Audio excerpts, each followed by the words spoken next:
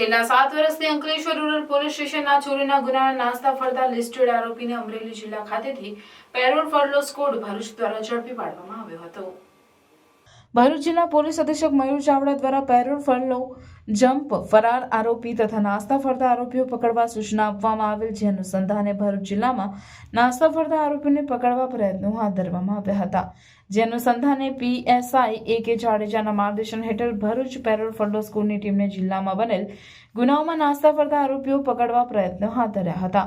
તે દરમિયાન મળેલ બાતમીના આધારે અંકલેશ્વર રૂરલ પોલીસ સ્ટેશનના ગુનાના કામે નાસ્તા ફરતા આરોપી તેલુભાઈ ભીખાભાઈ ભીલાલા રહેવાસી હાલ રહેવાસી ખાખરિયા યુગમ અમરેલી મૂળ રહેવાસી જેતપુર બેડી ફળિયા જિલ્લો અલીરાજપુર મધ્યપ્રદેશને અમરેલી જિલ્લાના બાબરા તાલુકાના ખાખરિયાથી પકડી BNNS કલમ 35(1) મુજબ અટક કરી આગળની કાર્યવાહી કરવા અંકલેશ્વર રૂરલ પોલીસને સુપરત કરવામાં આવેલ છે।